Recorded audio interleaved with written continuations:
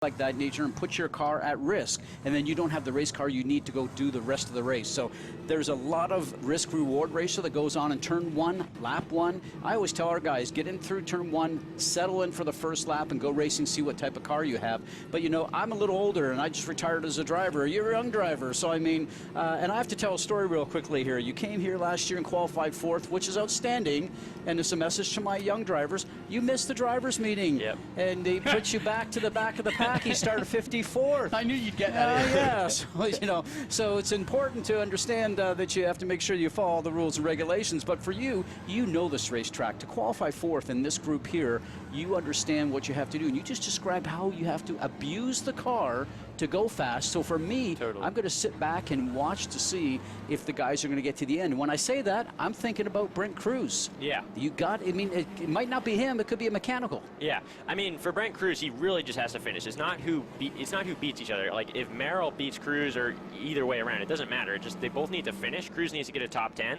So the way the driver Cruz is, the quality of a driver, he's going to get a top 10 if he doesn't have mechanical issues. So he just has to keep the car clean, avoid contact, and just make sure that he finishes this race. And that's the key, as you say. A top 10 is all that that Cruz needs. And you'd have to say, on paper, Brent Cruz really deserves this championship. And were it to go any longer, his mate Zilic would also be in contention. It's just unfortunate that Zilic didn't start winning till, well, he actually won at Atlanta, but he was up and down a little bit, and he had a disqualification or two. And so, it's just been an amazing season for the Silver Hair Racing team, but Zilic and Brent Cruz, and I called him a phenom earlier, I'm just so proud that we have been part of their upbringing. The same for you, Evan. It's great to see youngsters of your age coming to us before you head out and achieve what you're going to obviously achieve. It's so obvious to us. Same with Hearn, same with Annunziata, and to a certain extent, a new guy that we've got here this weekend, Tyler Gonzalez. His first time in Trans Am, quite an achievement. He's 9th on the grid. Yeah, I mean, he's been a really accomplished driver. He's driven a lot of things very successfully, so I'm not surprised to see him hop in these cars, get adapted really quick, and be really fast. But yeah, I mean, it's great to see. I haven't had a chance to talk to him, but I wonder how he likes these cars, because it's definitely a little different than some of the things he's driven, but I imagine he can't do anything but, like, love them. He said it was his first solid suspension car he's driven, but he's getting his head around it, so there you go. So we're getting up to the start of this race, the final race of the 2023 season. It started off with a great win for Matos, but from there on in, there's been plenty of other winners, and the likes of Zilic, of Annunziata. More importantly, Nathan Hearn and Brent Cruz have all been at the sharp end. Zilic coming good in Detroit and in Nashville. Dylan McAvern, always a great ringer to have here. Cameron Lawrence starts 7th. He too has a great pedigree. Misha Goikberg, never count him out, in 10th position. And who knows, Rafa Matos may just come through. We're on board with him. We'll be on board with the Three Dimensional Services group throughout there. We'll be on board with Nathan Hearn. We'll also be on board with Lostowski in the number 10. There's your championship. Merrill, you can see it. 991 to 948. It looks impossible, but that's what it looked like last year. Zilic, though, could be the spoiler. Matos, let's see what he can do. Darren Mock wants to finish his season on a high. He's another youngster coming up. We've mentioned Austin Green. He's another one. And then you've got the likes of McAvern, Wolostowski, Thad Moffitt, first season. He's up there. So everybody, as you said earlier, Ethan, everybody wants to finish and go to the winter on a high. I look at this racetrack, look how wide this is, and I'm just going to mention that because it looks so wide until it's not. Yeah, until you got cars racing. Yeah, exactly. Until you come down to turn 1, we talked about. Turn 11's another hot spot. Turn 12 is another hot spot. 15 is another hot spot. So, yes, look how much space there is around the cars right now, but I will tell you that when we start to get racing, there's not a lot of racing room. Track limits is also an issue here. Yep. A lot of pavement on the outside of the lining of the track where you can see the red and white candy stripe on the inside there when they're going around 18, as we see. And so there's a track limit along here. If you take advantage of that and go outside the track limits to pass a car, you could be penalized. So there's a lot that drivers have to contend with here. And the other thing that happens too is that sometimes a driver pushes you on the outside of the line, outside of track limits. So the marshals are going to have to watch for that when they're up there in the stewards room. It's the Trans Am Series presented by Pirelli, the Big Machine Vodka Spike Coolers TA2 Series. 46 roaring muscle cars here at the greatest circuit in America, if not in the world. Formula One here 2 weeks ago, but now it's a chance for American muscle cars. Merrill in the blue and white in the Cota car on the right, and alongside him, Nathan Herne in the Cube 3 car. Who's going to get the run up the big hill to the first corner? We're about to find out as we go on board with the three-dimensional services. Austin Green will be on board with him. Away they go. Merrill gets away well, but as you can see already, his arch rival is right there behind him in the number 70. We've got a turnaround. That's Ty Young. Or is that Abate? That's Abate. Yep, you're absolutely right. The Las Vegas Michelle Abate, the only female in the race. Look at this side-by-side action as Merrill, and it looks like our champion leader, Brent Cruz, coming close together, and Cruz has got the lead, has he? Or is that Cruz in 4th place? No, it's Nathan Herne got the lead, and Zilich went through. So that was kind of like a tram line. So Nathan got Merrill out of line, and then Zilich just followed him right through. So Nathan is leading this race in the perfect position he wants to be in. So he's just trying to get a good first lap in, get those tires nice and warm, and get a good clean lap to try and pull as much of a gap on Zilich as he can. Nathan Herne made his debut here, got 4th place, Scott, last year, and now look at him. He has got bags of confidence. Yeah, and you see these cars moving around. We saw the onboard there a moment ago, and just feathering the throttle because the tires are not up to temperature, as you talk about, Evan. It takes about a lap and a half until you really feel that the car is underneath you. All the dancing around that the cars are doing right now, you got to be cautious to make sure they don't hit a curb and bounce into somebody beside you, cut tires, all that sort of stuff. I was really surprised on the very first turn. Those guys were side by side on cold tires going through the S's. A little bit risky, but you know, they're race drivers. Zilich going into 2nd place. Annunziata makes up a move. There's the 89 of Austin Green right in the thick of it. But Zilich definitely made a place up as we're back on board in 13 now with Austin Green in the three-dimensional services on board. This stadium section, very hard to overtake, but we've seen, certainly in single-seaters, guys making moves up the inside as he comes through 15. But now Zilich in 2nd place behind Nathan Herne. So it's starting to settle down now. But Zilich goes in pursuit of Herne. And Merrill now drops back to 3rd. And also Brent Cruz can see the eyes on the prize because he's got Merrill in front of him. And that's just where he needs to keep him. Yeah, Cruz has done all he's needed to do this race. He's kept the car clean. He's going. He's in a good, safe 4th position. So he's just doing everything by the books to win this championship. Well, they're not worrying about track limits. Look at them go. But we'll see what the stewards say. So I think what I heard from the stewards is that they're very kind of chill about, I mean, that's not a very fancy word, but they don't really care too much about track limits besides in the S's. Okay. In the S's, there's 2 white lines, and you need to stay inside of the 2nd one. So you can't be going all the way cutting the apex like crazy, but you're allowed to put basically a whole car off the track before getting any penalty in the S's. There you go. Good to know. So we're on board again with Austin Green. What a season he's had, this young 22-year-old for the three-dimensional services group. Of course, his dad was a spectacular NASCAR driver in Xfinity, got a championship in that back in the 90s, so he's got a pedigree to follow on, but he started racing quite late. He's not like Cruz. Ooh, that's a nice move by the 18 of Caleb Bacon. Bacon, again, another guy who's impressed me in the 2nd half of the season. He's really got to grips with it and has qualified in the top 10 consistently in the last few races. And when you're saying that, did you see him mount over the curb that was right there in the middle and some debris coming out from the underneath? Have to be a little bit cautious to make sure that you don't do that repeatedly, cause damage to the car. We had that in the single-seaters. You know, we can't drive over them because the ride height's so low. So a lot of guys were starting to do damage and coming in and actually not being able to finish the race. But that's the advantage of the cars that you guys have. You can go over those curbing and you can take advantage of it. And a lot of times passes are completed at that point in time. What's up? Hearn's going to make the move, and wow, I thought for a minute he was going to lose the lead there for Zilich, but he was just holding on to the lead. But here comes Merrill. Merrill on the inside at 13. It's absolutely wheel-to-wheel action as Merrill on the inside is going to get knocked to the outside now for the next corner. Zilich holding on. Merrill's got to be careful here. He's got Brent Cruz behind him, but he really doesn't need to get into this tussle with these 2 youngsters in front of him. That's it. He's only in his 30s. He's hardly an old fella. Yeah. Coming through 18 and on board with Nathan Herne, who's been just an absolute sensation. The Australian Trans Am champion as well as Formula 5000 champion. He comes through 19 and he looks like he was born for this kind of racing.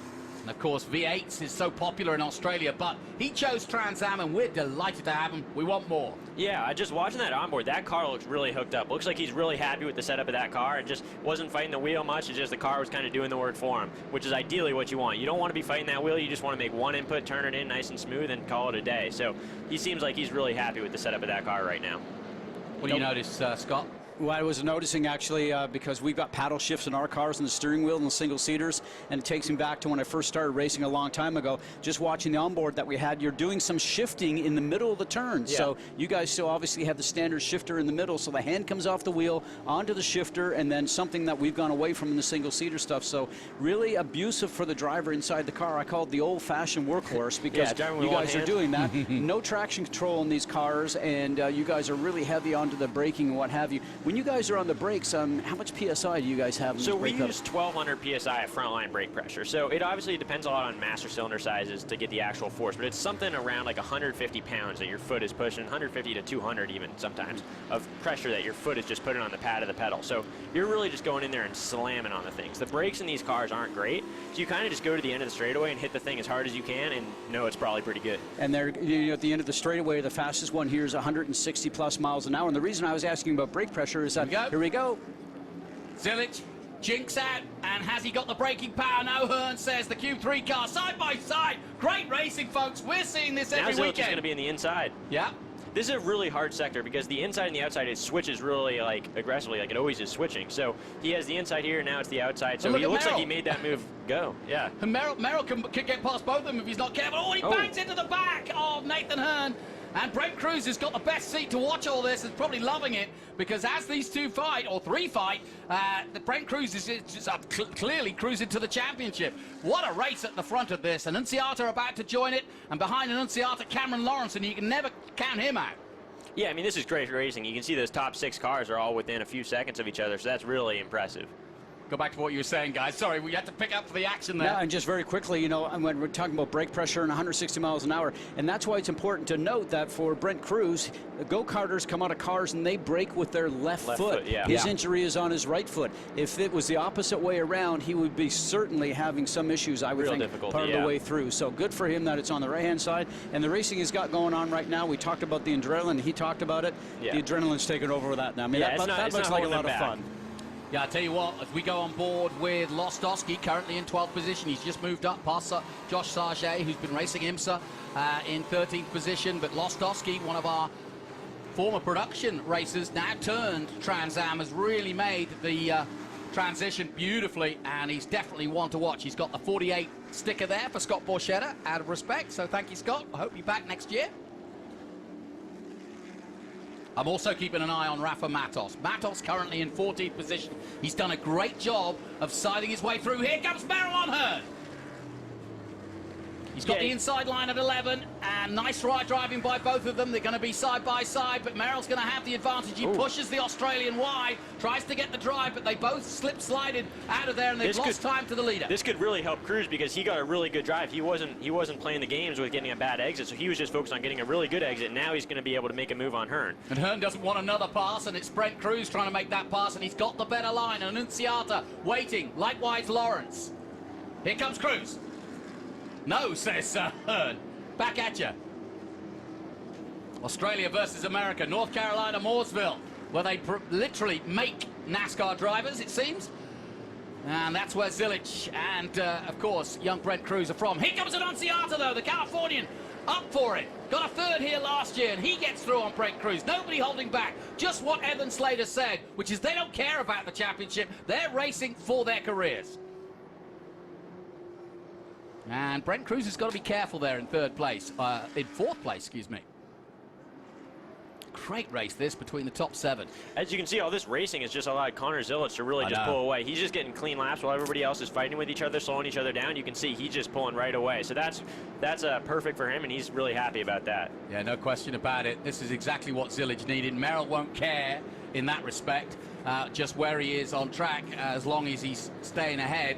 And obviously, Brent Cruz is in a comfortable position at the moment, but he doesn't want to lose too many places. He doesn't need Annunziata and Cameron Lawrence and Caleb Bacon Tyler Gonzalez to come through, because if they do, then suddenly he's on the bubble a little bit. He's got to finish in the top 10, and that would knock him down to 8th. Yeah, I mean, Cruz is in 4th right now, which is really good for the championship, but he's a race car driver. He wants to do better than that. He wants to get in on the podium. He wants to get up front.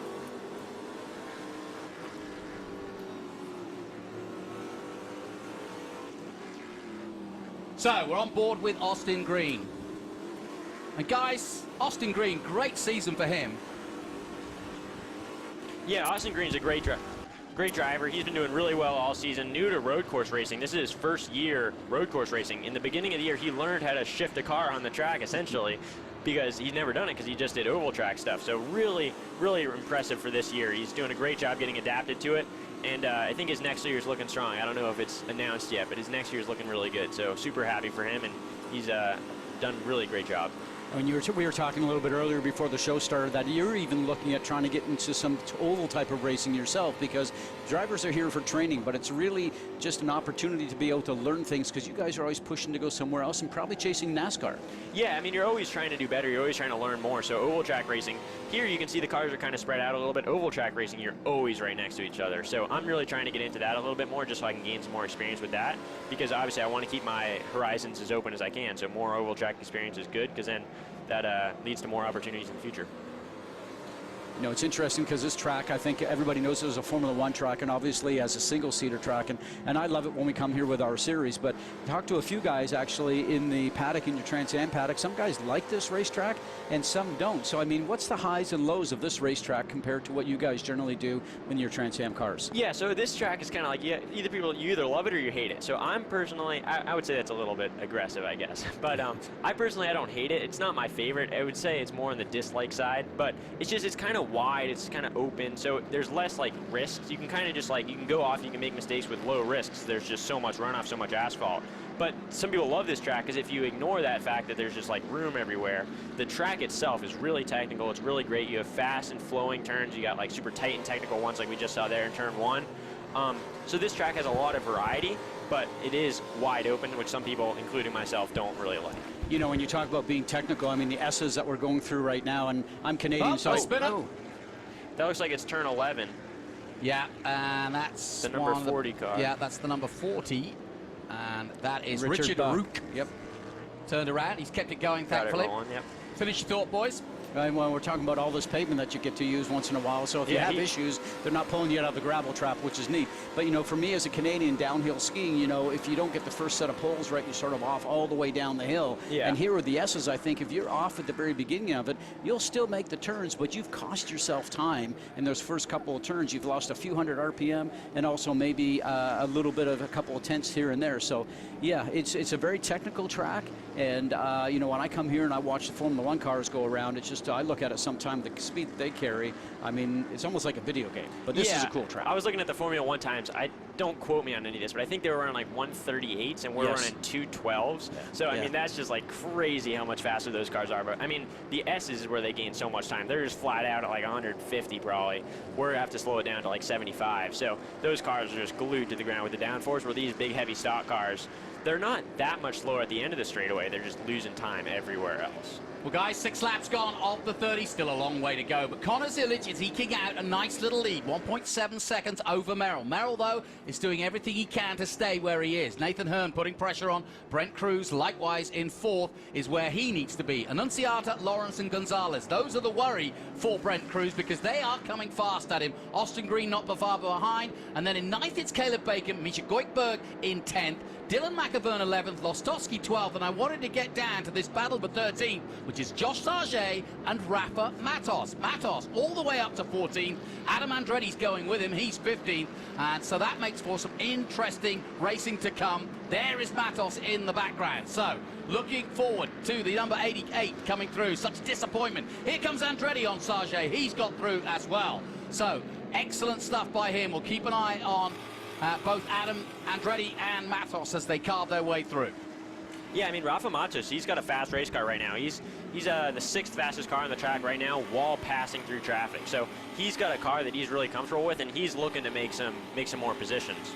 On board with the ASIO data, the local man, Barry Bowes, passed the factory the other day, just outside Dripping Springs, and Yeah, great. What a season for Barry Bowes, getting a podium already in the season, but really moving forward and staying in the top 10 at most weekends. These onboards really give you a sense of those curves you were talking about. I'm just amazed how they just drive over them. Obviously, you've got the ground clearance to do it in these cars, but, you know, interesting to see there's multiple lines because the track is so wide here, and guys make it work. Yes, there's probably one optimum line if you want to make the car go as quick as you can when you're always trying to do your segments. But, I mean, there is room for a little bit of difference in lines and error here. But then again, it's interesting to see how guys make their cars work. It all comes down to how your car is handling, how it turns in, how the steering works for you, and how you're comfortable driving it. But multiple different lines, and like I said, the track is super wide until it's not. Yeah, I mean, this track, it's so wide, and so if your car setup is like questionable or it's not ideal how you want it, you can really change up your line so much to make it work for you. The turns where I feel that most when I'm driving here is turns 13 and 14. The way you can like track out and the way you get the power down when you get to the power, that can really depend. Like if you're really struggling with the rear end of the race car, you can wait a little bit, get on throttle a little later in 13 so you're more rotated so you can get closer to the apex in 14. That's if you're struggling with the rear. And then if you have a really great race car, you can get on the throttle really early and just track it out and run around the outside. So that's just like one example for me where you can really adapt your line and adapt everything that you're doing to the way your car's driving. And when you ran here, obviously you're one of the top Trans Am drivers when you qualified fourth like you did here last year. So interesting for me, I mean, with the horsepower you guys have with these cars, are you feathering the throttle when you come out of the turns, or would you spin the tires if you tromped in the gas in these things? It depends. It depends on where you are in the race. At the end of the race, yeah, if you floor, you're gonna be burning the tires in second gear, first gear, second gear. You can be burning the tires whenever. But in qualifying, when you have new tires and you're going for a fast lap, you just mat that thing and you'll get very minimal wheel spin because these tires are so good. Yeah, isn't new tires wonderful? You put new tires on, it's like glued to the road, and you get that feel for it, and you just wish it would stay like that through Feels the like whole a different field race load. car, yeah. Unfortunately, it doesn't stay like that for very long. Well, guys, we got our first real look at Brent Cruz, who, of course, was on crutches at the beginning of the weekend after that training incident. In comes the number 11 by the looks of it, and it looks as though that's a terminal problem because you don't want to be pouring over the car like that at this stage in the race. Remember, this is a sprint race. This is car 17, actually. I saw the 11 up there, but it's actually the 17. And what a shame for him because he was going well. And that's Dylan McAvern, who's had great success in Trans Am in the past. But, of course, we're keeping an eye. It looks as though that's terminal for him. Connor Zilic, though, Thomas Merrill and Nathan Hearn are your top three at the moment. For Brent Cruz, though, we keep an eye on him. We go back to Rafa Matos, and he now on Lostowski, so he's carving his way through, and this is perfect. Evan, I'm going to go to you on this one. Yeah, he just made that look easy. I mean, he's so happy with the car setup. He just like blew right by him. He got a good exit out of the last corner and just made it look easy. So Rafa's really happy right now, really comfortable. And I look forward to seeing how much time he can make up. Add a safety car to this, and Rafa's back in it. Well, you know, and he's sliding the car around. It shows you how much you have to push these cars over the limit to drive. But, you know, there is a lot of room we talked about there. I mean, and what I'm watching right now will obviously tell you that if it was our guys out there, it'd be track limits. And if they're making advantage on that, that's what we look at and see if you're making advantage. And then you can maybe see yourself in the steward's room. Different rules here. But really impressive just to see how Matos was sliding that car around. Obviously, I know him for a long time from the single-seater stuff. Very accomplished driver and very smooth. So he knows the limit of the car. It'll be interesting to see here how the car lasts towards the end, the tires on it, and that's always something that I always push to drivers. I mean, you've driven those things, so you know, and you know, through the S's, everybody tells me that you can take the tires off this car if you push it hard. You can take them off really easy, really quick, because you're going so fast and you're trying to turn as hard as you can, so you can really smoke the tires there. That'll mainly do like wear on the outside tires, I guess, where you're turning, but mainly the front tires, because those are the ones that are trying to make the car to rotate. In the tight turns like turn 1, turn 11, turn 20, you're going to really burn up the rear of the tires. So with these cars, what I've found, I've never really actually burnt up the front of the tires. Normally the fronts are really good in the end of the race. The main problem is the rear tires, because they have so much power all of the rear wheels that it'll just, if you spin them once, you can kind of almost lose it there, because you get the surface temps up and then that generates the core temp. So yeah, you're mainly focused on controlling the rear end of the car, but the S's can still burn up the tires pretty easily. Down the back straight again, Merrill has reeled in Zilic. You can see it for yourself. There's a distinct battle for third as well, and that, of course, is between Hearn and Cruz. But here comes Merrill. Merrill has a chance to get here. Here he comes, into 12.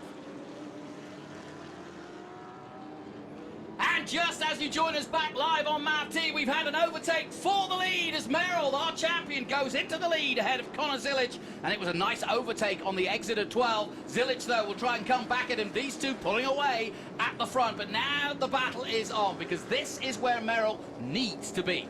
Yeah, Merrill's just trying to get them as most points as he can. He's in second in the championship right now, so he's just trying to get points. So he's done the best he can so far this weekend. He got the extra points for qualifying and on pole, and he's going to get the extra point for leading a lap now. So he's just trying to get as many points as he can to have as much of a fight with Cruz as he can. You know, watching his car, you can tell his car is now starting to come in. The tire temps are up. It's starting to work. Some fuel's being burned off. And when I met him, I think I said in one of our other shows, he reminds me a little bit of Zilic going slow on the outside. It looks like Zilic has a problem.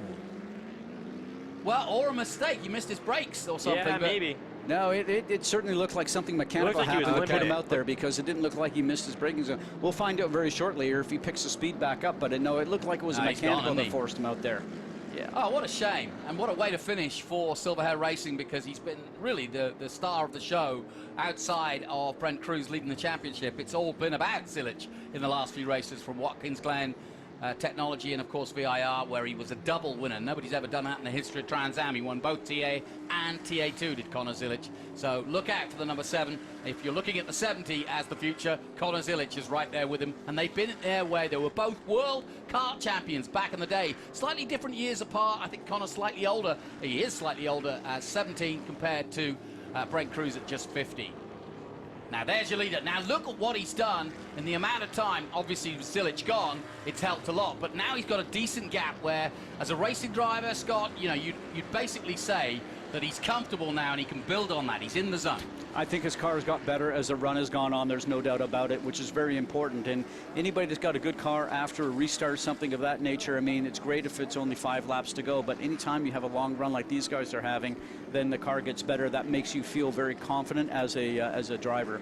So I've watched it, and as I just mentioned, his car looks very comfortable, Johnny. It just looks like under braking, it's not moving, and he gets back on the gas. It's very nice to be able to see him just hit the points. What you're looking for, hit your braking point, your turn-in point, apex, and make sure you get the smooth exit, and stay off the curves, because you just never know if you might break something. And now he's on, hate to say it, he's cruising.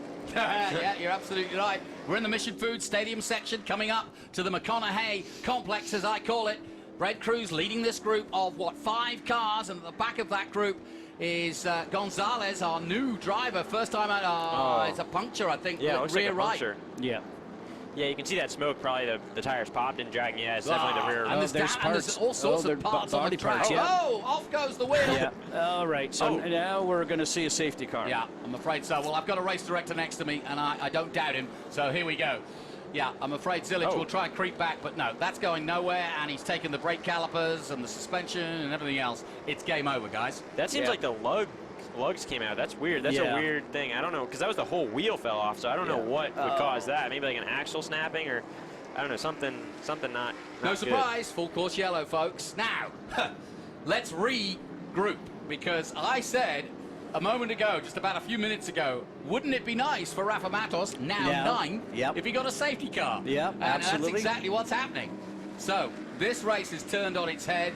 Merrill, who'd built, a 2-second lead almost over Nathan Hearn, that disappears. Brent Cruz still third, Annunziata right there with him, but the restart for this one's going to be interesting. Another car off, that's the 25, have also gone off there, or at least is parked up. I don't think he's had a crash. That's Chris Durbin. Yeah, so this restart will be interesting. So Rafa Matos, he's going to be really happy about this, because this bunches him right up. And then another person that's going to be really happy about this is Ethan Barker. We haven't talked about him, but this is he's new to this series, and he started dead last, because I think he also missed the drivers' meeting. So he did one of my moves, but so he started last, and he actually made his way all the way up to 23rd. So that's really good for him so far. So he's going to be happy with that. All right, we are under caution here, and don't forget, we're going to go through the West Championship as well, because they are racing for their championship as well. But we are under caution for the first time here, and so far, Rafa Matos has caught right up with the leaders, and that makes it very interesting indeed. We'll take a short break. We'll be right back. Hungry for SVRA action? Well, the best way to enjoy classic auto racing is with a delicious classic from Mission Foods. Green flag your race-watching snacks with Mission's mouth-watering race day recipes. Try some of our tasty tacos, piled high nachos, fresh chips with guac, and more. So gear up your ride and fuel up those stomachs with delicious Mission Foods. Now that's too fast, too tasty.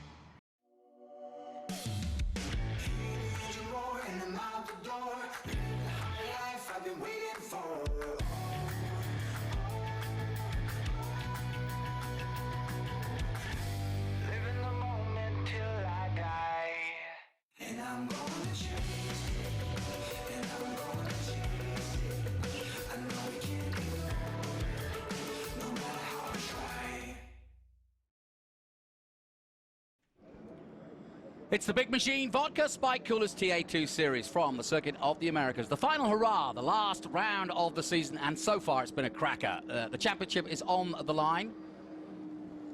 And obviously, we're looking to see what Merrill can do and what Brent Cruz can do, because that's who the championship has come down to. There was many more in the run for the championship, including Rafa Matos, but that all went sideways a little bit for him. And obviously qualifying didn't go as well for him. But we've got a cracking race between 3rd, 4th, 5th, 6th, 7th, and Goikberg 8th. There's Matos in 9th. He's got ahead of Bacon, Sargent, Lostowski. Andretti's still 13th, so he hasn't managed. But I know Adam Andretti has got great restarts, and he'll try to get back up there. Boris Said Jr. not showing this weekend, down in 16th. And likewise, we'll go through some of the West Coast Championship contenders as the likes of Cota Jr. and LaPaglia all coming in here this weekend. Guthrie.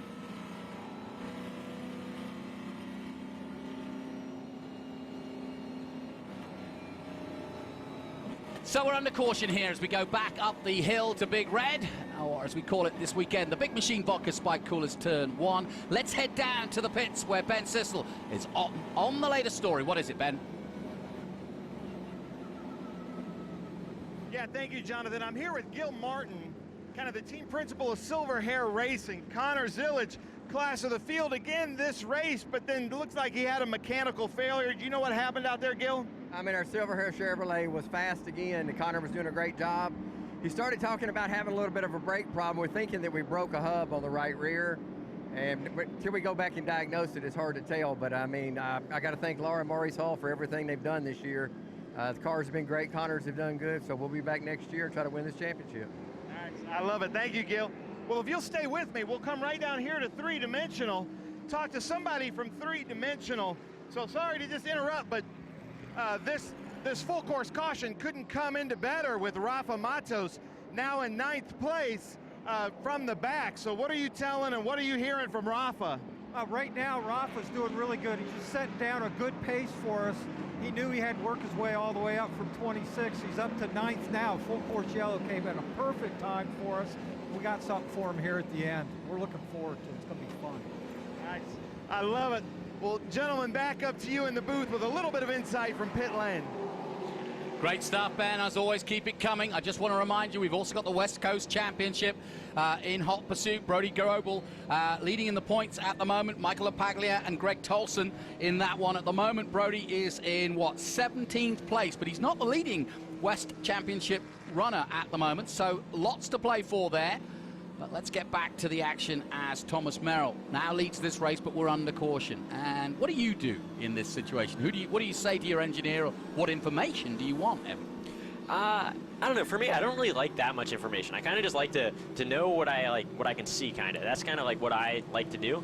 But it's really good because it lets your tires cool down. So your tires, obviously they're the most important thing in the car because they're touching the ground, but they can get overheated, they can get overpressured just from driving them so hard. So that can make your car drive really bad and have you lose pace. So these full course yellows are really great because you're not driving the car at the limit. So it gives the tires a chance to cool down. So you can get the surface temperatures and the core temperatures down. You can cool down the brakes. Anything that was overheating, you can cool down, which is just really key. So you can really attack at the restart, and then you'll have more for the end of the race. Guys, question for both of you. Do you get a sense when you're under caution like this how much tires you've got left, or because the temperature changes, you can't really work it out? Well, you know, I was mentioning before, I think what we're seeing right now is Thomas Merrill with the tire pressures. The team got everything right for that, for the car, for the long run. Now that we've got this caution, as you're mentioning, Evan, and the tires are going to cool down. Is he going to have the pace at the very beginning, or does he have people coming up to pass him? The key thing, if your car's not as good on this restart as it was when you were driving after all the temps and everything came up and the car was perfect for you, don't overdrive the car. Don't overdrive it, which then makes the tires come away from you, all that sort of stuff. Patience, you know. And I said earlier on one of the other shows I did with you guys a little bit earlier this year, you know, for me, it's just like Thomas Merrill, when I sit and chat with him, reminds me a little bit of Scott Dixon. His mind's always going, and he's really kind of contemplate what's going on. So I suspect that if he doesn't have the car underneath him that he needs, he will probably turn around and just play it cautiously for a few laps until the car comes back to him. Yeah, it seems like Michelle Abate was in the pits, unrelated, but it seems like Michelle Abate was in the pits right there. It looked like she had some contact. It looked like they were trying to tape up the fender, so I don't know what happened there. It could have been related to the start. I guess we don't know, but they're just trying to get that car fixed up so it's back ready to race. And taking advantage of the yellow, so she's not losing. So you're not losing as much time at all. Guys, let's get the latest from Nitro Motorsports. The championship on the line now, and they're so close to winning it. Ben, what's happening? Yeah, thanks, Jonathan. I'm here with Jimmy live on the scene. What is Brent saying? How's his foot feeling? How are things playing out for you in Nitro? So far, everything's going as planned. His foot's not bothering him. He's being kind of patient. You know, we have a really fast car, Nitro Motorsports car. The foot is not an issue at all. Brent's a tough guy and he's champion. But, you know, it's a long race. Hopefully it'll stay that way. But right now, he's not complaining. He's just being patient. Nice. Now, you seem a little bit more on edge than usual, Jimmy, live on the scene. This is going to be my last championship as a crew member. I'm going to stop. My plan at the beginning of the year was to win a championship with Brent and retire. And I thought we had it 3 races ago, so it's really, I'm not counting my eggs before they hatch. But, yeah, I'm a little on edge. I love it. And he's right. Just what we learned last year in the Big Machine Vodka Spike Coolers TA2 series is you got to wait for the checkered flag. Jonathan, gentlemen, back to you. Yeah, that's a good point. And look at that debris. I hope they clear that up as they weave from side to side. But you can hear the emotion in his voice. You know, most of these guys are lifers when it comes to racing, and it doesn't matter what form of racing. They live and breathe it every weekend. And he said what is said is so true, because 3 races ago, I thought we had this sewn up. Yeah. 2 races ago, I thought we had this sewn up. VIR, I thought we had this sewn up. And, you know, and we just saw debris on the racetrack right now. Debris can land on the racetrack and turn around and take out something on Brent Cruz's car. Yeah. So it is never over. I know I keep saying that, but I mean, right now, everybody's just thinking about getting back to the restart and going and where your car is at this point in time. I mean, so fuel's burned off, tires are, you know, probably got some good life on in these cars, I suspect, at this point in time. Yeah, so I mean, this is just really exciting. I mean, yeah, like you were touching on earlier, racing is just, there's so many variables, you never know what happens. So like, yeah, it seems like Brent Cruz is in a really good position right now, but as you were saying, maybe somebody hits a sign and it throws up and Cruz hits it and it pops a tire or something. You don't know. There's so many things that can happen. So it's just super exciting, super like exhilarating to watch this and see like what's going to happen. You really don't know. We're on lap 12 right now. You really don't know till lap 30. Long way to go. And as you can see, if you look down above from the drone, you'll see the lights are off on the Honda Civic, which means we are going racing, and this restart is imperative for so many different drivers. Merrill's got to get away cleanly. He just needs about a 2-second gap just so he can relax, concentrate on his marks, and not worry about the fight between him, because he just has to finish this race. I spoke to him in the weekend, and he said, that's all I can do. And then the race is on between the likes of Hearn, Cruz. It's not bothering him, his foot at the moment. Annunziata looking for another result. Here they come. Line astern. Merrill will be choosing when to accelerate. They can't overtake until they get past a certain line, and this is coming up. Away he goes. Hearn follows him. Cruz looking. Annunziata looking. Here comes the 89 of green, and that's so to the 88. Hearn, lovely move. Well, that was classic. On board with Austin Green as he's in the thick of it. Just behind him now is his teammate. So those two might work together, because I think he got Goikhberg. Cameron Lawrence hung out to dry for a moment at 2. Merrill gets back into the lead. Nicely done. Merrill back in before they get through the S's. That's not easy to do. Annunziata up to what, 4th position.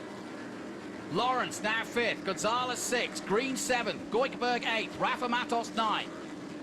Whoa! Shenanigans there. Somebody goes wide. At 7. Into 8 and climbing the hill. 14 of the 30 gone. Another car going wide at the top of 9. Down towards 11. Boy, they're jostling for position. Yeah, you can see Tyler Gonzalez has a little bit of damage on that right side of the car. There's We'll see Austin if that affects Green him. on Cameron Lawrence. Big muscle car move. Ooh. Didn't waste any time there, did Austin Green. Nicely done. But here comes Cameron Lawrence back at him. Yeah, I mean, you can see he had a really bad exit there. Oh, man, there's still debris on the track. But he had a bad exit because he put wheels in the grass, which just hurts the power down. So he definitely did not get a great restart. Under braking at 12. This is it. Tries to get Goikberg, but does get one at least. Or does he? No, the 60 comes back at him. That's Gonzalez. First ever Trans Am race up against a two-time champion. Wow. Gonzalez certainly learnt his way in the 86s in Toyota this year, as well as TCR. Cameron Lawrence 3 wide with the three-dimensional services. 2 doesn't go into 3, but it doesn't matter. Yeah, it does. It's a pardon me, excuse me, I'm coming through. I love exactly, that. I love it. Well, Matos has to hold on because he doesn't go through as they come through 18. Oh, another big Barry hit. Bowes. Barry Bowes, the local man, but Oh, he's that kept it car going. might be stuck. Yeah, and that's a shame. 2 cars involved in that incident. One of them, the 180 car. Yeah, we'll be. They will not get out of that gravel trap. I suspect we'll see another So that full might be a course full course caution. yellow. What I was really surprised by there when we saw that restart is there was still a lot of debris on the back straight. I don't know, the safety workers seem to have just left that there. Maybe they didn't notice it. Maybe they didn't think it was an issue. But I don't know. It seemed like maybe part of a sign. I don't know. I'm not a huge fan of that being on the racetrack as we're going racing. But I wondered if it might be part of a hood because it looked very large, you know, at that point in time. But yeah, Tyler absolutely. Kelly was the one in the 180. Sorry, just to update you. Yeah, but something that big, you don't want to hit that. Even a hood, it's pretty lightweight. It's just a piece of fiberglass, but still, you don't want to hit that at 160. Rafa Matos has got ahead of his teammate. There he is in the 88. We have got a full course caution, and now it plays again into Rafa's hands as the 95 spins it all around and tries to get going again. So all sorts of drama, and we're back to caution, boys. Here we go again. Yeah, there's a saying, caution, spring caution. So everybody's trying to be super aggressive on the restart, and some of the times, a lot of the times, it causes more crashes and more cautions. So that's part of racing. That happens. So we've had drama here in our final round, and this is the last hurrah for TA2 and this championship. Scott, you've been around motor racing in this country and in Canada for a long time now, and you've seen Trans Am sort of ebb and flow. It's been a constant series since 1966, but it's really going exponentially bigger. I think this is the most competitive Trans Am series I've seen, and I started watching this when I was younger, getting into Formula Fords. Back in the days of Tom Gloy Racing and Roush Racing and Willie T. Ribbs and all those guys, and, you know, a guy that we know up in Canada very well, Ron Fellows. I mean, back in that era, all those guys are coming through, and the series now is so competitive, so difficult to win, and impressive because of all the Trans Am influx we have of drivers. Yeah, and as you can see, Barry Bowes trying to instruct them how to get him out of that gravel, but I don't think it's going to happen. But either way, we're under caution. It's Merrill, Hearn, and Cruz, your top 3. Yeah, I think Barry was just... Go ahead, Ed. Sorry.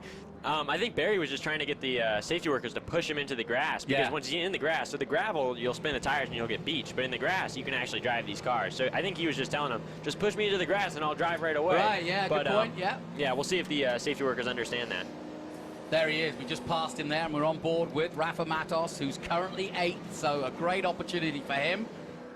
Again, want to remind you, Brody Grobel, 6:04 he started the day with. Michael Apaglia on 5:82. This is the West Championship. Greg Tolson, 5:66. Tim Lynn and Ricky Lee. That's how they stand in the West Coast Championship. So important to them. They've got a very aggressive and competitive championship, and they come here to take on the national boys. But more importantly for them, their own championship is so important.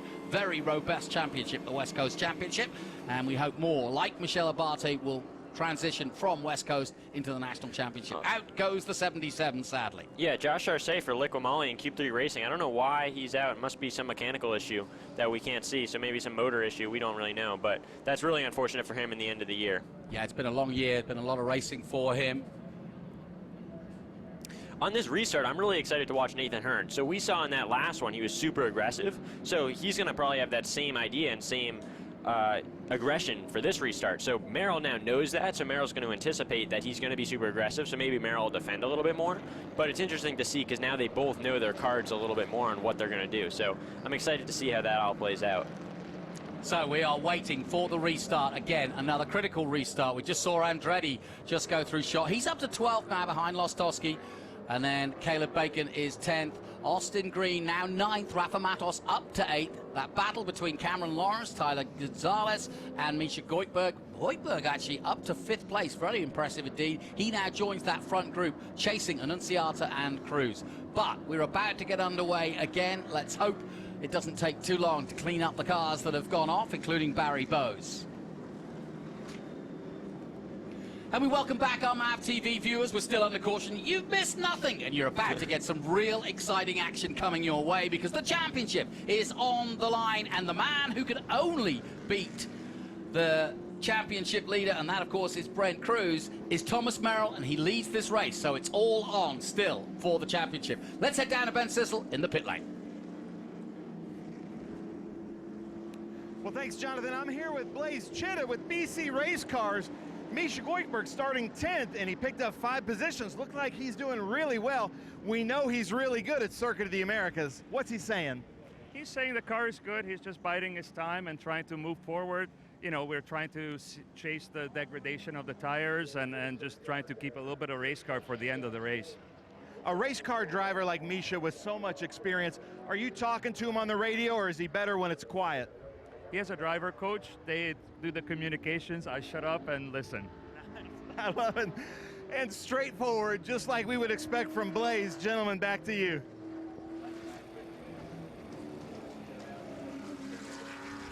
So then, Merrill, there you see him in the blue and white, the Cope car, with HB Tuners as his sponsor. And then Austin Green now behind his teammate Matos, but that's okay, because Matos could still beat Zilic, and Evan pointed that out. They started the day with Matos on 8:34 and just 42 points behind Zilic, and think about 100 points for a win, possibly over if you get the pole as well as Merrill did. Some big points to be had, so Zilic being out at the moment gives Matos that opportunity, so Austin Green is going to play a support role, I'm sure now, for Rafa, who's going to try and get past Cameron Lawrence, who he's driven against many times before. Yeah, and now Rafa's going to be even more aggressive than he was before. So before he was aggressive to try and get into the field, Yeah. but now he is a goal. Now he's like, okay, I need to be aggressive because I want to get third in this championship. So he's now going to flip another switch and go even faster and be more aggressive, and he's really going to try and push to get that car up front. And you know, I would say that Rafa's also racing for next year, because nothing is decided as to who's going to go where. Rafa hasn't won the title this year, and that's not the benchmark, but it's benchmark for everybody. So really, you've got to finish on a high, and if Rafa Matos, who's been up and down throughout the season, he had a big crash at Detroit, destroyed one of the cars there, and you know, he needs a good result just like everybody else out there. Champions actually make it very easy in contracts, don't they? Yeah, they do. Well, we're going to go round again, and that means we're going to get more insight. You're listening to Evan Slater, and by the way, if you've got a little cash under the bed, Evan Slater, put it on him. He's a good boy. He was what? Where did you finish here last year? So last year I didn't have a great finish here because I qualified 4th, and we had pace to be on the podium, but then I missed the driver's meeting, as you touched on earlier. Just had to bring that up, I'm sorry. So I started 54th. And I made my way up to 14th or 13th, I think. Yeah, very impressive. The finish, not the yeah, not missing the meeting. driver's meeting. But I've learned from that, and now I'm not missing them anymore. There's Brody Grobel, who I was mentioning before, in the West Coast Championship, leading the way on 6:04, so we'll keep an eye on him. Let's head down to our latest West Coast information, because Ben Sissel is on that story too. Ben, what have you got? Well, you were just talking about Brody Goebel and showing him in the shot, doing really well in the championship, but also another one of my favorite teams, and usually the most well-dressed team on the West Coast, is LaPaglia Racing. I'm with Richard Papini, the owner of Papini's Garage. Michael's doing really well in 24th, doing really well in the West Coast Championship, but what's he saying on the radio to you? Basically, the radio is silent. Basically, he just focused on taking the corners and passing people since we started last. So basically, he's just killing it out there, and the only time that we basically talk is when he's passing people. So other than that, radios are silent so he can focus and go for the win. Nice. So you know, he's not new to the series. He raced an SGT last year. This is his first year in TA2. Have you enjoyed the TA2 effort? And he's also going to be out there later on today in SGT. But have you enjoyed the transition? Yes, we have. At the beginning of the year, we had a little bit of struggles with the car, but once we got the issues ironed out with the alignment and brakes and figuring all that stuff out, we were able to get out there and do really well. So, yeah, it's our favorite thing to do right now. So, yeah, we love it. Yeah, we're having a lot of fun with this car. I love it. I love it. Well, Jonathan, Scott, you guys, Evan, have a great time in the booth, but make sure you check in on our West Coast racers every once in a while. Back to you, gentlemen. Certainly will. 22 points between Grobel and LaPaglia at the start of the weekend. Grobel currently 19th and LaPaglia in 24th. And that's good work to come up to 24th with a starting pack of 46 cars. It's a wide racetrack like we talked about, lots of places to pass, but also a lot of places to get yourself in trouble. So interesting to see how the East and the West meet, because, you know, as you understand, when you're driving the series all the time, you get to know and understand people and their habits around race cars. Now there's a bunch of new people showing up, and, you know, you have to learn their characteristics to make sure they do something that might put yourself at risk. And I always tell our drivers, don't let somebody else's mistake become your problem. Yeah, you definitely got to know the drivers you're racing against. Everybody drives in a certain way. I mean, as you drive and you race with these people, you learn the way they drive, and that allows you to race closer with them. But these new guys, yeah, if you don't know how they drive, that can create some problems. So I'm seeing them I'm watching the shots here, and I'm seeing a lot of these cars with just like a small amounts of damage. Yep. So these cars, some of these cars are a little tired. They've just had a little bit of rubbing, but rubbing's racing. So it's good to see that people are driving aggressively, but yeah. Rubbin's racing in his world. Yeah, in our world. Yeah, in our world, it leads to an incident. Yeah. Yeah, of course. Yeah, in the open wheel lightweight cars, those Rubbin is not racing because that can cause crashes. But in these big cars, you'll door people, you'll rub fenders all the time, and it's not a big deal. And Tommy Kendall springs to mind. Ernie Francis Jr. Of young guys that have won Trans Am championships. But if Brent Cruz pulls this off, he'll be the youngest ever at 15 years and 7 months. Pretty incredible. Wow, that's incredible. And you talk about Ernie Francis Jr. Oh, there we go. I've never seen that before. That's sort of cool. Well, Barry Bowes giving us a real insight there. Yeah. He's getting chaperoned. Yeah, we can watch his speed and watch his G meter, everything that's going on with that. You talk about Ernie Francis Jr. Remember, he came over into FR and got himself into single-seater racing and won a race driving in the in those cars. So I mean, to be that adaptable and that versatile he did a great job. Yeah, Ernie Francis Jr. in fact was the second youngest at 16. 9 months, so not bad. So I was still go-karting at that age, way back then. Yeah. When did you start? I started racing go-karts. I kind of started later than most of these guys. So go-karts outdoors is really where you learn and where you start. So I started those when I was 10. I think Brent Cruz, I could be wrong here, but I think he started around like 2.5, and Connor Zilic around 4. So they started really young. Those numbers might not be 100%, but that's what I've heard. That's what I think. Well, there is a couple of years between them, and yeah, they've grown up racing both against each other and with each other at various different levels and different types of racing. Zilic has done a little bit of Miata racing. Obviously, Brent Cruz has done a little bit of ARCA. He's hoping to do some truck racing. He's done a lot of dirt racing as well, late models and so on, keep himself trim. And so he kind of throws himself at whatever he can. The onboard of Three Dimensional Services Group, Austin Green looking ahead to his teammate, Rafa Matos. And if you've just joined us, we're under caution here. We've got 27 minutes to go, so still a lot of racing to come from this race. And we've had 2 major cautions, this one a little longer than the first one, a little thought time going on. It's perfect racing conditions, just a little bit cloudy, keeping the sun off everybody for now, but it's going to hot up later in the day. But now everybody's probably got their game face on, starting to get ready for that restart and starting to wonder where they should push and where they shouldn't.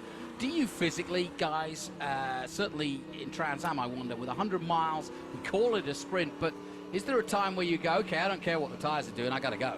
I think it really depends on what opportunity you have with the car, how it's handling. I've just got a note from race control that we're going green this time, but it's I think it really just was where you are with your car, and a lot of it for me and what I've been driving all the time is like, if my car is going to be good in the start, I'm not going to lock up the brakes and I'll put myself at risk and maybe bump into somebody like that, then great, I'm going to go for it. But if I need a lap or 3 or something like that for the car to come to me, then they have to do that. It all goes away if you're coming up to the last lap, obviously, but I mean, these cars are different than obviously our single-seaters. Yeah, I mean, I would say for these cars, the time you really need the tires is the last 5 laps. That's when things happen.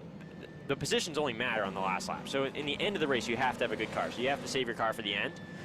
But yeah, I mean, the way you're driving with your tires depends on how you set up the car, how you inflated the tires to do good or not. So I remember for, like in the start, for example, but I know for me, I started NOLA. I think I started the race, I don't know exactly where I started, but I ended up in 2nd place on the first lap. But we had our tires pressured for the long run, so we were going to have a really fast car at the end of the race. So I was in 2nd place, but our car wasn't designed to be up front so early. Yeah, so I dropped back really quick because the tires were just like super low on pressure, so they couldn't really work that early in the race. So it depends on how you set up your tire pressures and when you can really push the car, but ideally it's at the end of the race. Well, we are going green next. The Honda Civic's lights are off, which means that Merrill will take control of this race in a matter of seconds.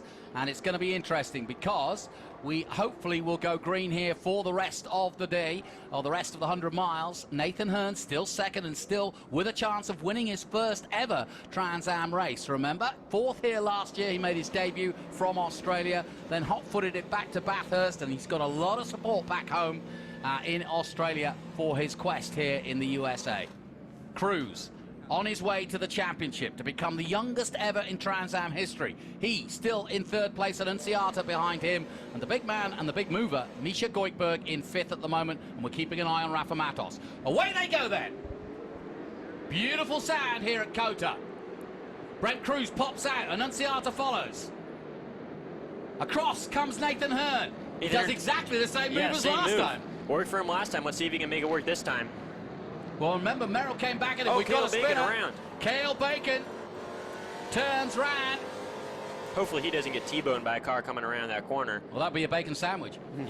Which is not ideal. Not ideal. But Hearn's holding it for now. Merrill 2nd, Annunziata 3rd. He got ahead of Brent Cruz, so well done to Annunziata. But, of course, Brent Cruz doesn't care about that particular position. He just wants to be solid. He just wants to stay out of trouble. And if Annunziata wants it, take it. Meanwhile, Rafa Matos all over the back of Cameron Lawrence, and the cars in front of him, including Misha Goikberg, are bouncing over 9 and 10. Yeah, Misha Goikberg really struggling with power down there. Cuts right in front of Cameron Lawrence to defend. Oh, it's crowded in there, isn't it? It looks like in the back, Adrian Lostowski, his car was smoking really bad. I wonder if he hurt a fender or cut a tire down something. Seems like he was smoking a lot, so I'm interested to see what happened to him. We'll keep an eye on that. Down the back straight with Rafa Matos. Here comes your leaders, and here comes a possible overtake by Hearn. He's in the draft. He's looking to make that move on the inside. Here he comes. Last of the late breakers. Hearn does it with aplomb. Nicely done. Yeah, he's made that move work a lot this weekend. He's really confident on the brakes right there, and yeah, good for him. Annunziata up to 3rd, got past Cruz. And look, here on the outside of 13, and he'll try and turn it into an inside move for 14, but he can't do it. He got a bit of a slip slide, did Merrill. And Merrill pushing now. Hearn tries to get him on the inside, and this is great racing. Side by side as they come up to the 16, 17, 18 complex. So close. On board with Rafa Matos. He's watching it all unfold. Now he's behind Goikberg. And still a long way to go. Loving what he sees, because all those guys going wheel to wheel and mixing themselves up, it just gives him a chance to draw himself up to them. Absolutely, just great stuff. Awesome. So we've got a humdinger going on here into turn 20. 2 by 2 between Lawrence and Goikberg. But Hearn holding on to the lead for now. Where's Brent Cruz in the number 70? Red, black and white, just behind the white and green of Annunziata. Good friends, those two, both with Nitro Motorsports. Good trust. Goikberg gets through on Lawrence. Excellent stuff. 20, 10 to go then. Full course yellow. Again. I think it's Caleb Bacon stopped there on the outside of 2. Yeah. Wow. A lot of yellows. A lot of restarts. A lot of yellows. Well, that means that, well, you can got see some debris on track also as well. Now, is that flag more debris or more, could it be debris moisture, or could it be moisture anything or fluid? that's going to affect the grip of the car on the racetrack. So, you know, we've got a lot of bumping and rubbing, and as you said, rubbing is racing. So rubbing and racing, these things, sometimes parts fall off. So, you know, the thing about that is if there's something on the racetrack, you need to get it picked up because it can cut a tire. Doug Peterson Doug coming in. Peterson looks like he had some contact there. That's unfortunate ending that race for him. So then, with Doug Peterson in the pits and looking as though he's getting out of the car, we are under caution. Hearn, Merrill and Annunziata.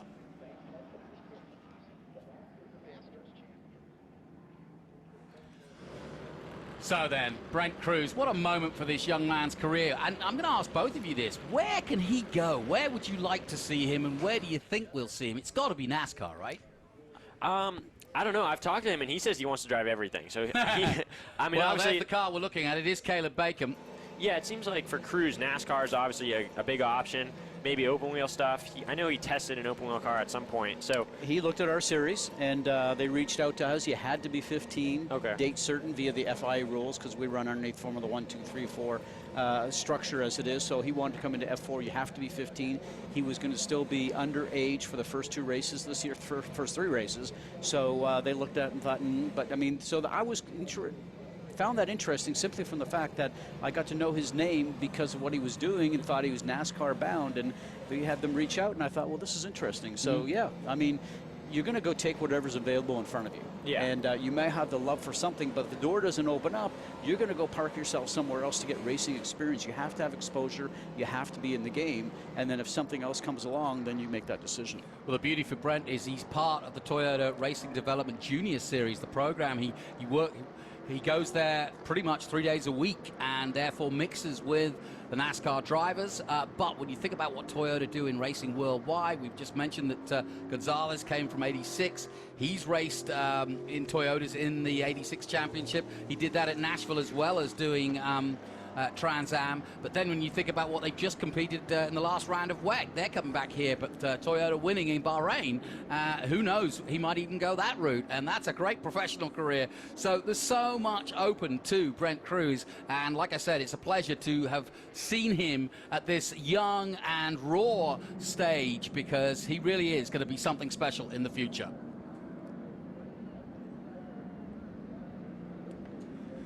Welcome back to our MAV TV viewers. We are live from the Circuit of the Americas. We are under caution, as you can see. That's why the cars are weaving from side to side. But it does give us a chance to go back down to the pit lane and talk to Ben Sissel. Who have you got?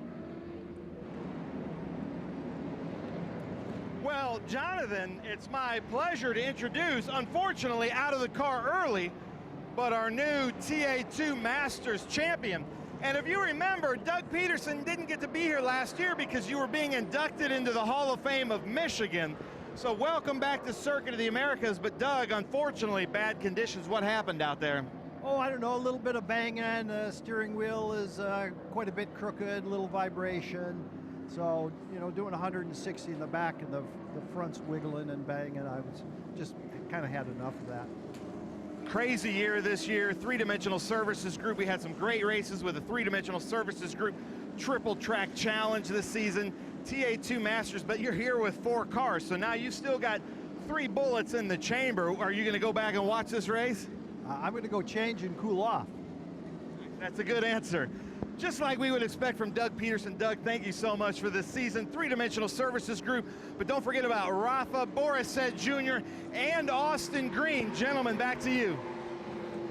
Great stuff, Ben, and yeah, you can tell he's a Hall of Famer. Cool as a cucumber and a former Trans Am champion in his own right. Getting up there in experience, I'll be polite, but I tell you what, he could still handle a car at speed, and right there, mixing it up. And as a team owner, you can't put the wool over Doug Peterson's eyes, because he's out there with you each and every weekend. So great stuff, great to hear from Doug. Got to visit his factory, the 3-dimensional services factory, over the summer break, and it was great to learn a little bit about what they do. And they do some really interesting projects with their 3D mastering. And what's the latest? We're still under caution. It's interesting because Speed Tour Group and SVRA, it's interesting because we have the Flagtronic boards all the way around this racetrack. So there's something that our owner, Tony Prella, has invested into. And so what they do is they have that information in their car also. So they say there's a full course yellow. They also have a system now that goes code 60. So the drivers slow down, they're going 60 miles an hour. And what it ends up doing is that the safety crew know that everybody is actually slowed down. They're going 60 miles an hour. They feel safe to get out onto the racetrack with their trucks and crew members to get any debris or anything like a stalled car off the racetrack. So something new that's into our series right now. We're using the Flagtronic boards in F4 and FR, but the system is even further developed by Trans Am, by the folks at Flagtronic. So well, this made me jump because this, of course, the same color car as Merrill, but it's Prochuk, Keith Prochuk's in the pits with the HP Tuners car, and we've just heard from race control that at that last restart, ProTrack with a rear end failure is what they're saying, what Ben's just reported.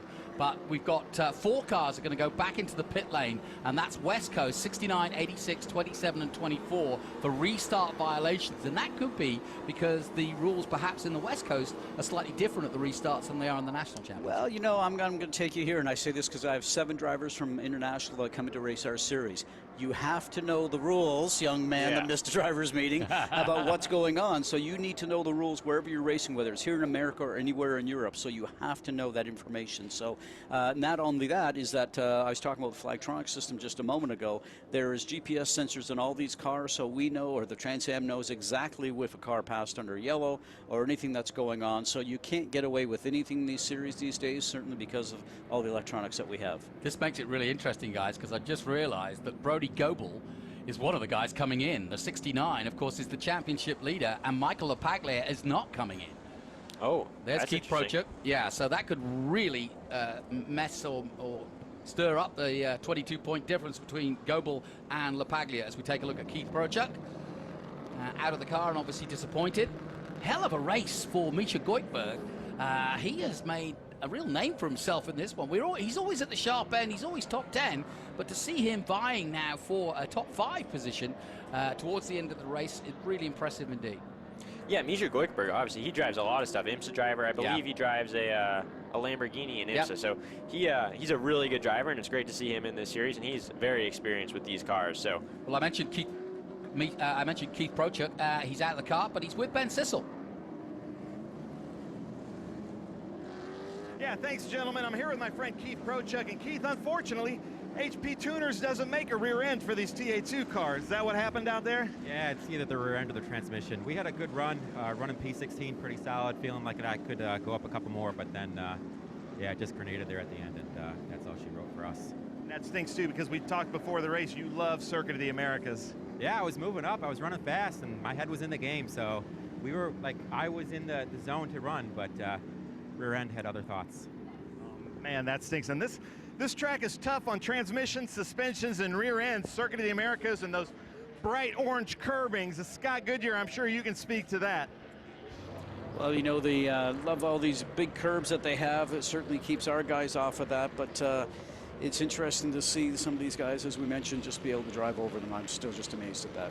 yeah, and when they drive over them, so if these cars go in the air, so if one tire, rather, goes in the air, so like if they hit the curb and half the car lifts up into the air and then they land while they're still on the throttle, that can put a lot of strain through the rear differential, so that can rip them up pretty easily. So if these cars launch and hit the bumps in a weird way, that can easily destroy a rear end differential. So yeah, they got to be careful with that. That's another reason why you have to be careful with the curbs.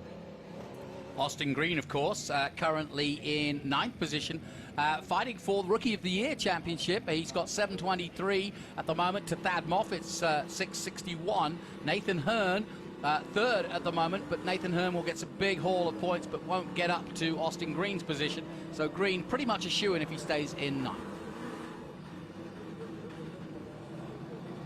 And we're going to come to Green. There's Rafa Matos, still Austin Green. It's been a heck of a year for the 22-year-old. Just looking at the time right now with time to go versus laps to go and getting around here in just over 2 minutes. This might end up being into a timed race, so we'll see what ends up happening here. Which would be 12 minutes left on the clock. Over, yeah, so probably will be. Yep, I think you're right. And we have a rule here in Trans Am. If you're new to the series, we basically run 100 miles, or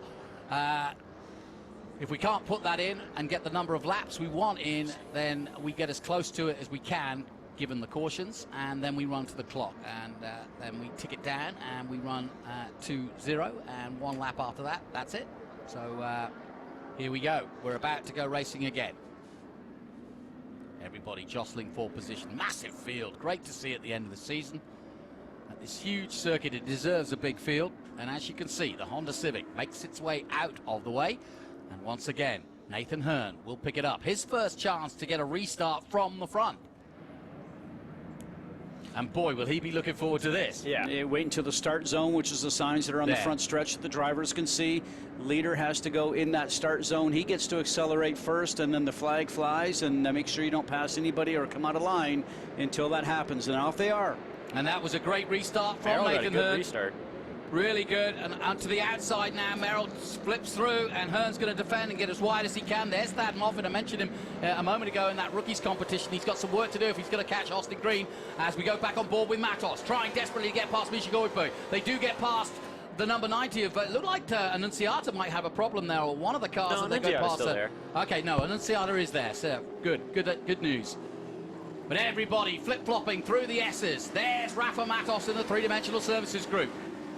Started the day in, fourth in the championship on 8:34.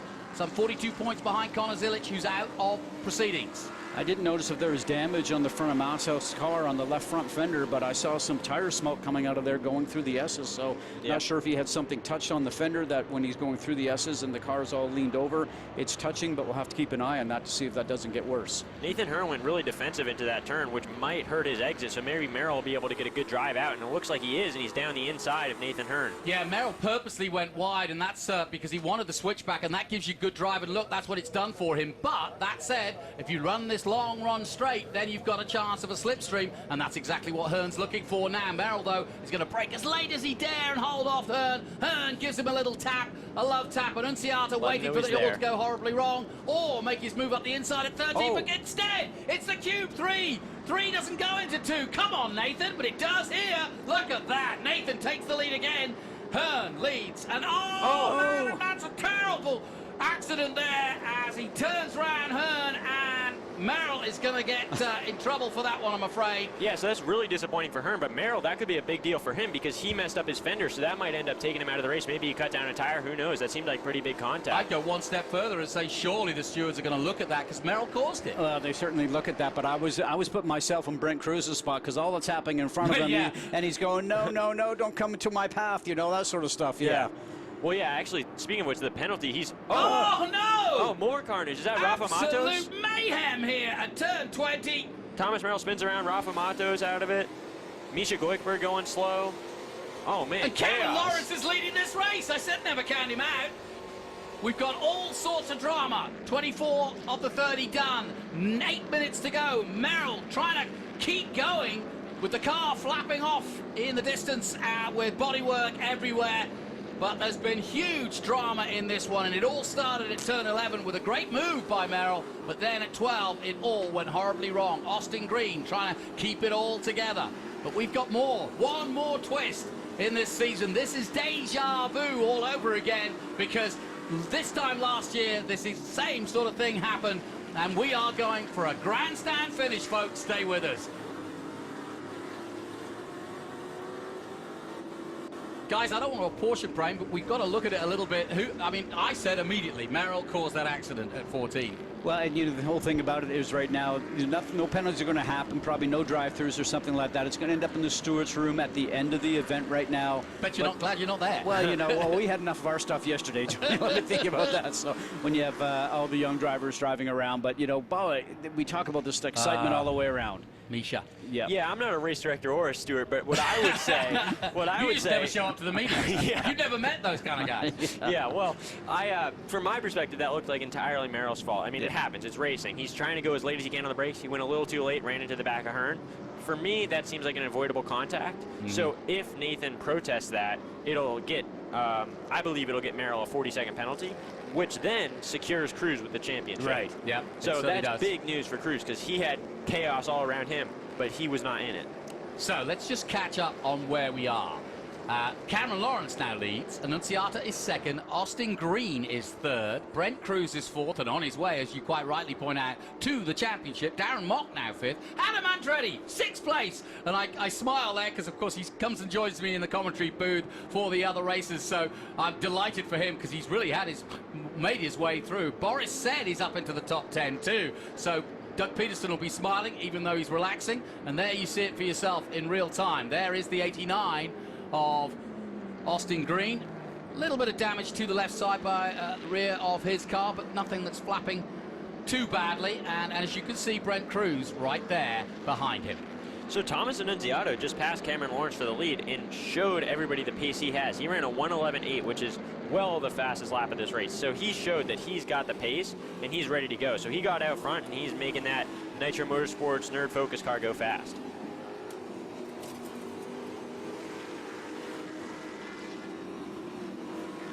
Well, you join us at the perfect moment because it's all happening here at the Circuit of the Americas. Thomas Annunziata, who I spoke to pre-race, was really confident after a third place last year, has just come through the maelstrom and mayhem to take the lead away from Cameron Lawrence, who likewise took advantage when cars were going every which way but and loose. Cameron Lawrence is now second. Austin Green is third. Brent Cruz, on his way to the title, is fourth. We've had all the West Coast, or half of the field, going in. And LaPaglia now leading in the West Coast by my estimations, given that Goebel has had to come in and take effectively a pit lane run-through. So that is great news for Michael LaPaglia. We heard his engineer being introduced and talking about Papini's Garage and Fast Auto, the Ford Mustang going really strong for the West Coast, but 22 points the difference it was before, so we are headed for a real humdinger, and all the trophies being swapped around at the gala already, I could hear. Yeah, so right now, Nathan Hearn, a lot of smoke. Whoa, oh, Tom Sheehan spinning around. Tommy Sheehan. We'll see if he's able to get that car rolling. It looks like the rear wheels might be in the grass, so hopefully he's not beach on a We call that high-sided, so definitely he looks like he's going to be up there. So we were probably coming up to the white flag, quite frankly. So if that was the case, they might just throw the white and then keep that underneath the local yellow here so you can continue with the event. Oh, Darren Mock out of the car. He was running so good. He was fifth in the championship. Really all he needed was to have a good finish, and he was running fifth in the race too. And it seems like he had an issue. He's out of the car already, which could cause a full course yellow. I think it has to cause a full course yellow if there's a driver standing on the track. And he should be up and find a hole in the fencing, which there's some holes around there to be able to get behind the barrier. And you know why he's looking so disappointed? Connor Zillage went out in the young guns chase against Brent Cruz. Brent Cruz obviously still marching on for that. But Connor Zillage was second, and Mock was not that far behind, and he'll be bitterly disappointed. Yeah, and Mock was fifth in the championship, so that's really good for him, but super unfortunate. I don't know what happened. It looked like there was some damage on that front right fender, so maybe he had some contact with the wall. Who knows? Well, Rafa Matos is done making hay, and he's still going. Rafa must be smiling because this all happened to him last year, but he's kept his nose clean this year, and he's still running hard in 9th position. But we're getting down to the closing stages. This board changing by the minute. I'm glad we don't do it the old way in the cricket scores with a pencil. Yellow. You'd have run out by now. Annunziata, Lawrence, and Green. And here comes Annunziata again on Lawrence. These two going at it as they come out of 11. And now Lawrence will come back. There's a full course yellow, so if they pass right now, that can get a big penalty for whoever passes. So they have to slow it down. Yeah, but it's only just come out, but they should see it, as you say. And it comes up on the dash. Flagtronics have a really good system now where everything we see from the flags, from the actual humans putting out flags, we also have the electronic system on the outside and on the inside of the cars. It doesn't get any better than that. Very impressive, and I was mentioning before, that's something that they've just brought on, that Tony's brought on. A lot of investment there. It's all about safety with Tony Perello, the owner of the Trans Am Series, SVRA, the F4 and the FR, so I'm very thankful for it. And we're going to end up with our new F4 cars next year that will be on the dash of the steering wheel for the drivers. Currently, we have some small little monitors in there, so very excited for that. But, you know, I look at this, guys, and this might just be, by the time you get a cleanup done, the checkered flag might just fall in the order that we have. Yeah, the checkered flag might fall, which would be great for Thomas Annunziato. It would be kind of disappointing for us because I love to see a race end under green, but obviously the safety workers can only work so fast. But, man, this race has been crazy. There's been a lot of contact, a lot of aggressive driving, but it's been crazy, and right now it's looking really good for Cruz. Yeah, we're looking at Thad Moffat, and we've got to celebrate the 43, of course. His granddad ran that 43 to massive fame, and if you've never heard of Richard Petty, well, you shouldn't be in racing. Because obviously Richard Petty and that number are synonymous with racing in America. Thad's taken that number on. It's his first season here in Trans Am, and he's done a hell of a job. Really top tricks to him. Top 10 at the moment, Thad, just behind Rafa Matos. Yeah, well, we're just got a note here, obviously a little linked into race control, as you know, so they're sending a note now. We'll be finishing under yellow, so, but as we know, cautions breed caution, so if we tried to get one lap in, chances are we might not have got through another lap. Yeah. Well, let's head down to Ben Sissel if that's the case. Ben, what have you got? Well, as is just reported, Brian Keselowski with Nitro Motorsports, if he can finish under caution, you have won the race. How does it feel, and what's the driver saying? Honestly, it's amazing. You know, we really struggled at points this year. We thought we had a good win in Detroit, and obviously got taken away from a little penalty on the track. But, you know, I thought we had a really good car. I told everybody all morning, I think we can win this race. I texted Thomas last night, said, I think we got this thing, man. We just got to play nice, especially with our teammate, because he's going for the championship. And he pulled a great move going into turn one. I mean, kid's done a great job all year. Trying to keep the thing in one piece sometimes has been a tough part of it, but you know what? He's got speed, and that's what you really ask for. I'll work hard all day long and fix these things. If you got speed, we can win races. Now, let me ask you something. Are you talking to your brother Brad Keselowski after the race weekends, and is he kind of keeping up with this Big Machine Vodka Spike Coolers TA2 series? Because it has kind of become a ladder to the series that he races in. Absolutely, you know, and I've told him right along, right from the first time I started this year, I think this is a series that you really could get some guys into and really teach them how to go road course racing, especially with how much road course racing's in NASCAR right now. So I think it's a great series to be involved in. I really enjoy it, you know, so I come from the NASCAR side, obviously, been there my whole life. Really enjoying working here this year. Well, Brian, congratulations, a win for Thomas Annunziata, the best eyebrows in motorsports, I gotta add. We'll see you at Winner's Circle. Gentlemen, back to you.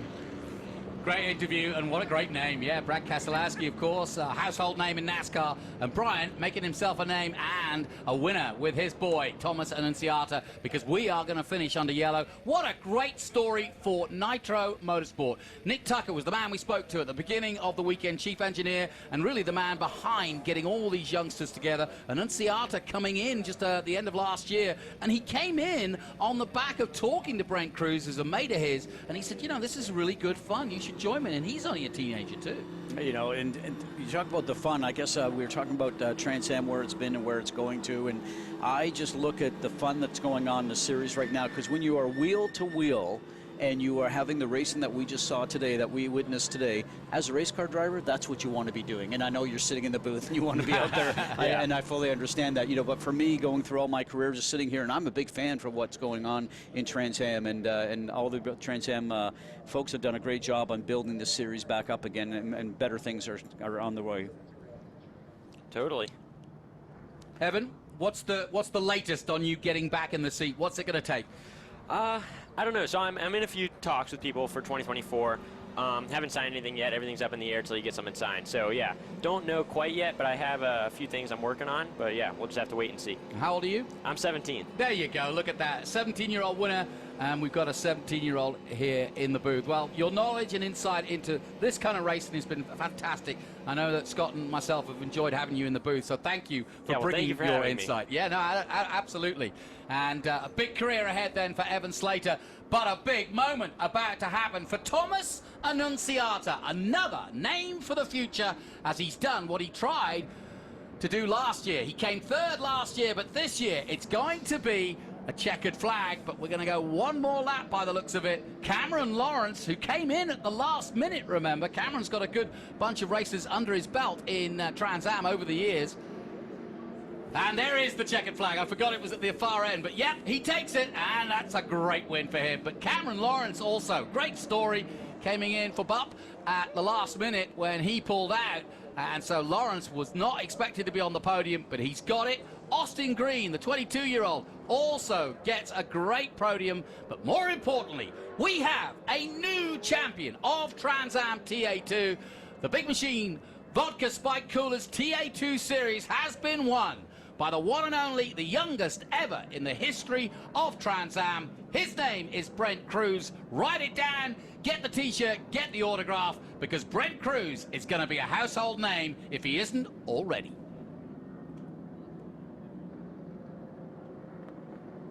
Big moment for Brent, and whether he was trying to be, you know, well, he was being a typical teenager when we spoke to him this morning, but you do not have the confidence you have when you're fully 100% fit. He had a nasty, I mean, I saw his foot. It's massive.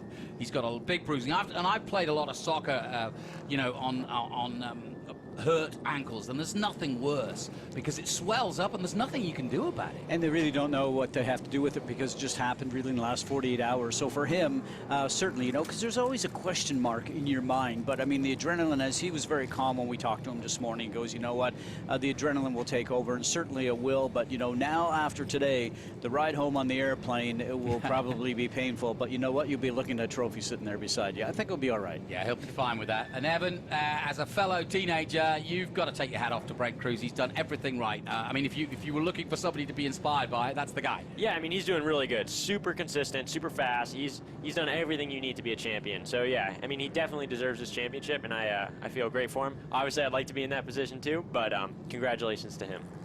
Amazing just to see the young talent coming in here, as we know, the young guns, as we're calling it. But I guess because I haven't watched all this recently, and I'm just starting to get back involved in watching it a little bit. But, you know, the influx of NASCAR, not only the drivers, but I see it looks like there's NASCAR, you know, people coming in as crew members and engineers and what have you. I mean, this sport has changed in the last couple of years, and it's really, as all these guys are talking about, it's a training ground for NASCAR. So just bigger and better in the future here, and more young talent coming through here, and what a great place to do it. And you're racing at a Formula One racetrack. How many Trans Am drivers thought they'd be at Cota racing on a racetrack that had Formula One cars here just a very short amount of time ago? And sometimes justice doesn't do this well. 130 feet of elevation change here at this racetrack.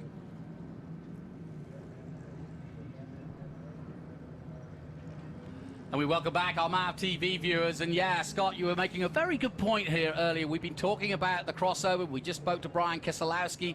Obviously, we've got young drivers who are signed up with Toyota, and that, of course, is our new champion, Brent Cruz, at just 15 years of age. Connor Zilic is also looking that way. And now NASCAR, Brad Keselowski, Denny Hamlin, all looking at this championship. And why? Because we run road courses. That's what we do. NASCAR now run road courses. They come to Circuit of the Americas in March. So this is one of the tracks. Watkins Glen is another. Road America. These are places where these guys are going to cut their teeth. So if you can go well in Trans Am, not that different a car, and I'm sure, Evan, is that some ambition of yours to try to get to NASCAR? Yeah, I mean, obviously, I'd love to drive anything I can. NASCAR is obviously a great option. I'd love to drive those cars. Really, anything I could drive, I would love to. So these cars, from what I've heard, drive very similar to NASCAR Cup cars, like the new ones. So these cars are great for the drivers to learn and get development and get experience in a car like that, so then when they transition to NASCAR, they can really be strong. Well, Austin's green dad was an Xfinity champion back in the day, but when you hear the names like Haley and Christopher Bell, all of them have come through. Silver Hair have trained some of them. Now we're seeing Nitro Motorsports do the same. They've got a winner and a champion here this weekend. So all the eyes focused now on this Trans Am Series, which is the longest road running series since 1966 here in the USA. So it really does have a lot of credit and a lot going for it. It's gone through some ups and downs over the years, but it really is back in an amazing position now, and really starting to grow young talent. And that's not to take anything away from Merrill, because I know, having spoken to Thomas Merrill, he goes over and talks with Brent Cruz and with the other youngsters that are coming through and joining the championship. He enjoys the coaching side of it. And I don't know if you've spoken to Merrill, but there's guys, they're open to talk to you, aren't they? Yeah, I love Merrill. I was talking to Merrill yesterday. He's just so open. If you have any questions, you can always ask Merrill. He's a great guy. He's super good data coach. I haven't been coached by him because I don't drive on his team, but the team he works with, he coaches those guys really well, and he's really accomplished in that. He's obviously a very accomplished driver, and he's nice to everybody to talk to. Let's take a look at the classification then of the race. Thomas Annunziata wins, more importantly, his first Trans Am TA2 race for Nitro Motorsports in the Ford Mustang. Cameron Lawrence is second for the Nakato Avrit SLR M1. Well done to Scott Lagacy's team. And Austin Green for the Three-Dimensional Services Group takes third. Brent Cruz wins the championship with a fourth place. A good, solid fourth place. Kept out of trouble. Great result for Adam Andretti all the way up to fifth place.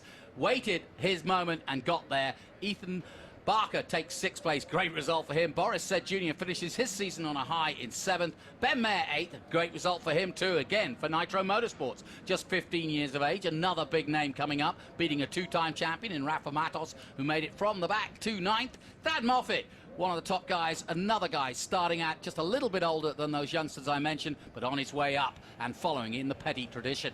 The Paglier, fastest in, it looks like, the West Coast, and may well just tip it from Goebel. Lostowski finishes 12th, Merrill 13th, Atwell, Guthrie, Young, Carroll, Rumberg 18th, Brody Goebel, there you see him. He was leading the West Coast, but does finish 19th. It's going to be nip and tuck between those two. My math's not good enough, but we'll decide it when we find out. Tim Lynn in 20th position for Roof Options. And then a little further down, Roy Fulmer the 4th, another Californian who races in the West Coast. JC Menet likewise does the same. Doug Winston, 23rd.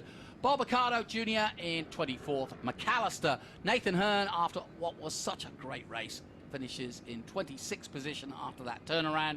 Abate 27, she had a pit stop. Nesbitt, Gray, and Mock, who we saw parked up there for Nitro Motorsports. Further down, Sheehan, Hingarani, Goikberg, he also involved in an incident. Tyler Gonzalez running right at the sharp end, but will finish 34th. Prochuk, he pulled out as well. Doug Peterson, you saw an interview with him. Caleb Bacon, Sarche, Kelly, and Bowes, all non-finishers in this race of 46 starters. Ruck went out early, Zilich went out early, Durbin, Caton, Perrin, and McAvern. Wow.